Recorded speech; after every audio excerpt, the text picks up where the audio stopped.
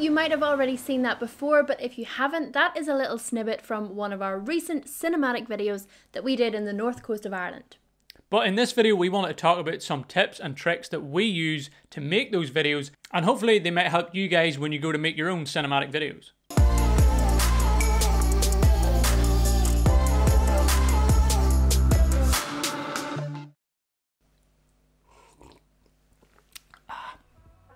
What's up guys, welcome back to the channel and another video. Okay, let's talk cinematic. Let's talk tea. Let's talk tea. Let's talk filmmaking tips for cinematic videos.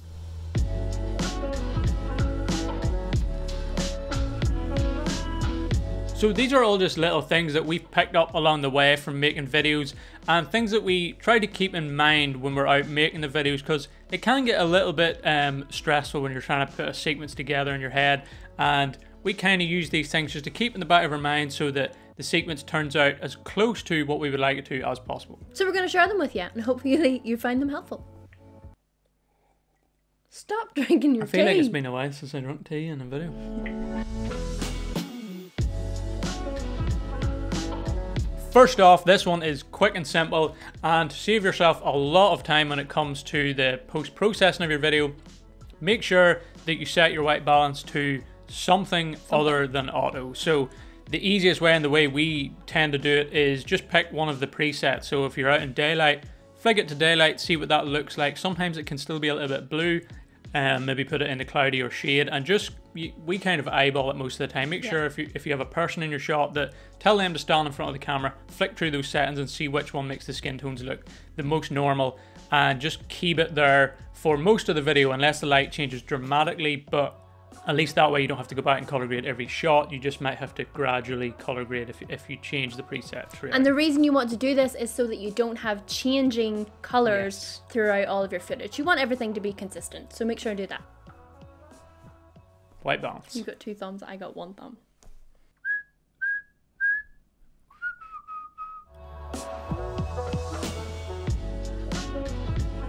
So usually with our cinematic sequences, it's usually nice to do a little bit of planning so you have an idea of what exactly you're going to be shooting or how you want it to turn out. But with this particular one that we did recently at the Seaside, we really had no plan for that one. We didn't really know how it was going to go. We just went out, got our shots, and there was no real shot list really at all. And the thing that we always like to keep in mind is to try and get 3 different types of shots.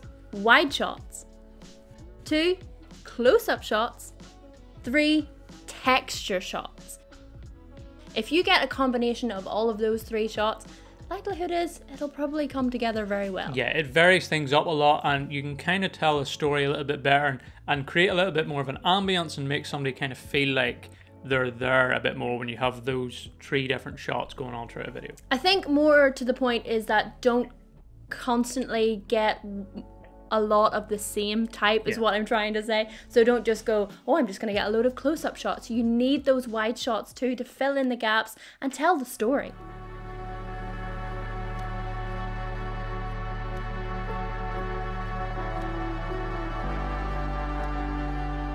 So yeah, don't just make the mistake when you go out of just filming things. You need to show the scene so people can tell where it is you're at. Because, like, for example, in this, I had a few shots of a little boat. I have a few shots of just chairs, little benches sitting there. And if every shot is just things like that, and you don't really get a picture of where it is, it does just become a little bit confusing, because it's just a lot of nice shots of things, and it could be anywhere. Yeah, it could be anywhere. Doesn't really tell the scene, but whenever you combine those with wide shots and texture shots, it just kind of makes more sense, if that makes sense.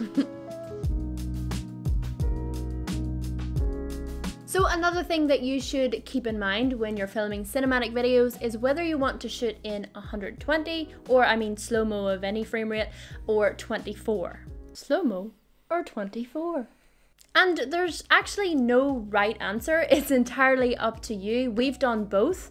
We've done cinematic videos that contain both. We've done cinematic videos that just have one, lots of 24, lots of slow-mo. So it's completely up to you, but it's important to think about whenever you're doing your videos, how that will impact your footage and how it will impact the video as a whole. So yeah, keep it in mind. This isn't really us suggesting which one that you should choose. That's entirely up to you. Obviously, if you shoot 120, it's going to be slow, so watching back your clips is going to be slow-mo. So if you want a fast edit, you're probably going to need more clips and you're going to cut more or do like speed ramps. If it's 24, it does add a bit more life to it, and you can kind of mix them together as well if you want, which is nice. And what we kind of did in the Seaside cinematic video a little bit, it allows you to adjust the speed when you're editing a little bit. So yeah, just give that a bit of thought. Do you want it to be all slow-mo with just nice slow music, which works, or a little bit of a mix, or kind of faster? Up to you. Tip number 4. So with cinematic video, cinematic sequences, B-roll sequences, whatever you want to call them, creating an ambience, I think, is key in a lot of scenarios. You want the viewer to sort of feel like they're there with the noises and the shots and everything, and you want to get the shots that allow you to sort of create that feeling. So for example, we got shots of the water. Obviously we're at the seaside, we got a lot of shots of the water in that video, close up and kind of at a distance, and we were then able to include audio. A lot of it was extra sound effects because there was a lot of people shouting and stuff, so we added them in, and you get that seaside vibe when you're listening to it as well as when you're watching it. If we hadn't have got shots of the water, or like seagulls for example, and you're just randomly including them, it kind of feels a little bit weird because you want to kind of see the things that you can hear, that you're hearing, if that makes sense. So yeah, if you're in a forest for example and you're getting shots and there's a little stream going through, you want to get like close-up shots of the water so you can include that sound effect. And the more shots like that you get, the more sound effects you can sort of add in, and the more ambience you can create.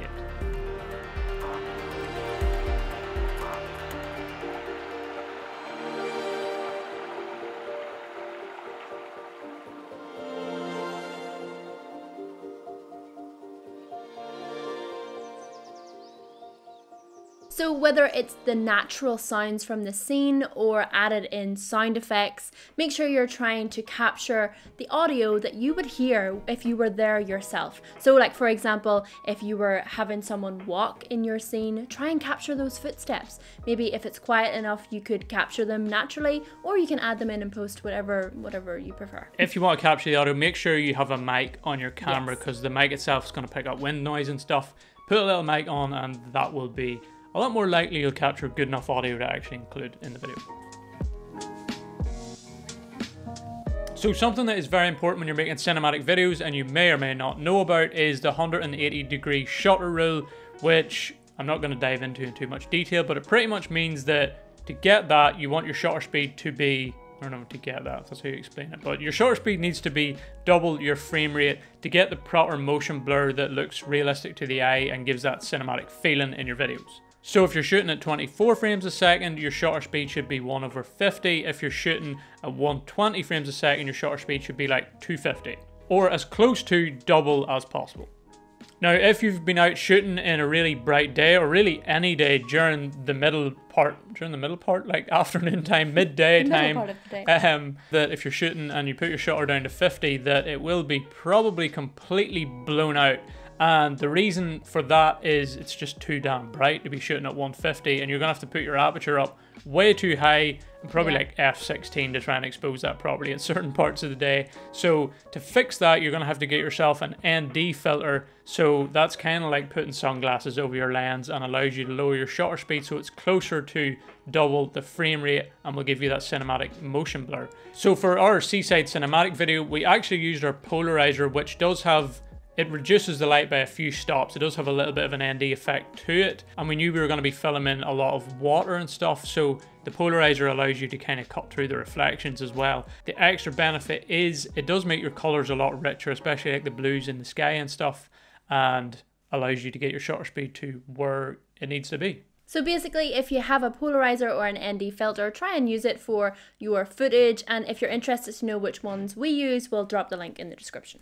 The links in the description are affiliate links, so if you do use one of them to purchase anything, we do get a little bit from that, but it's no extra cost to you, and of course it is always very appreciated. Tip number 6? This one is all about focus, knowing when to shoot manual focus and knowing when to use continuous focus for your shots.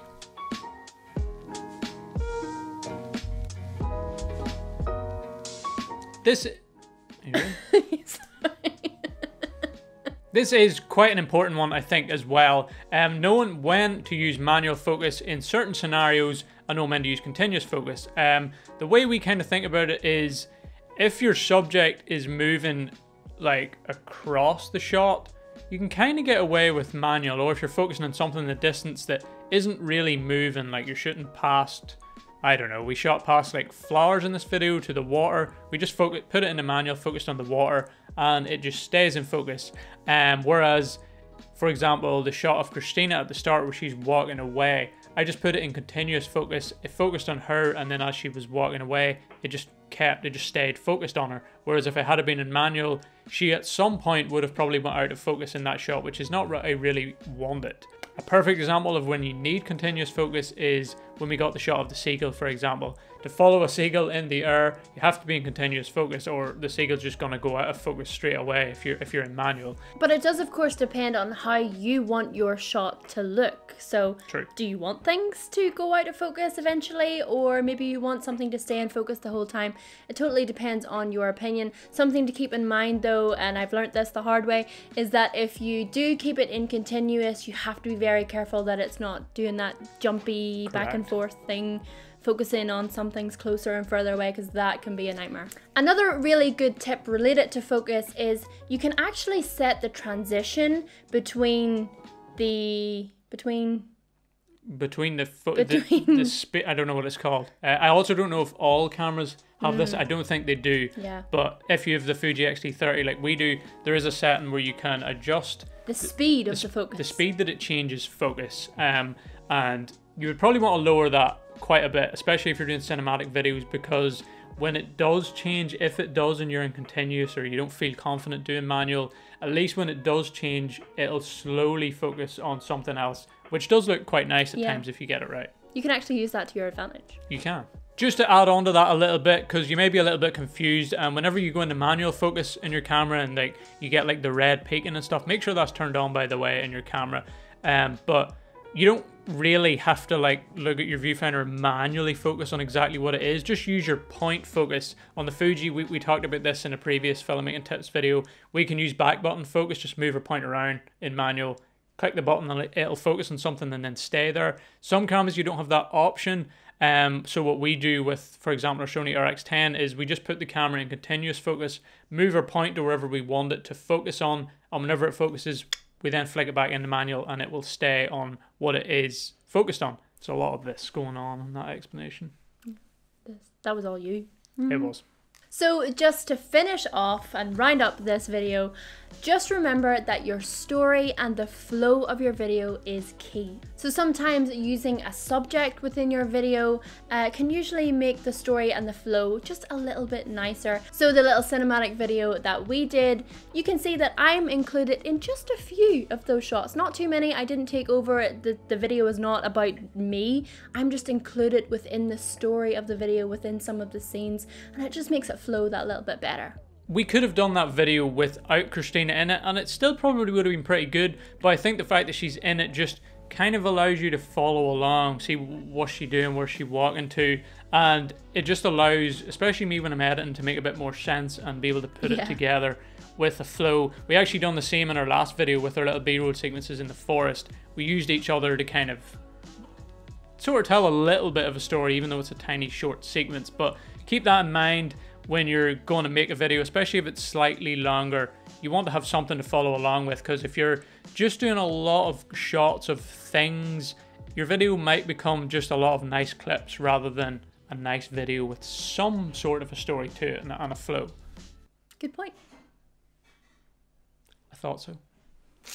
So hopefully you find this one helpful. We do also have another filmmaking tips for cinematic videos video here on the channel. It's a little bit more, I guess, technical and more into the specific shots and stuff that we like to do. So if you're interested in learning more about that, then you can check that out. It will be on the end screen at the end. I'll drop it in the description too, just because it links very well together with this one. And if you're curious to know what we use to make these videos, then we'll leave all the links in the description too.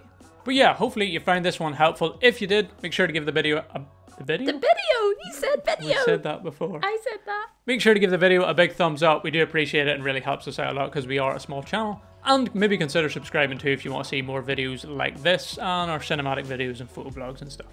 Is that it? That is it. As we always say, take it easy. Don't be a stranger.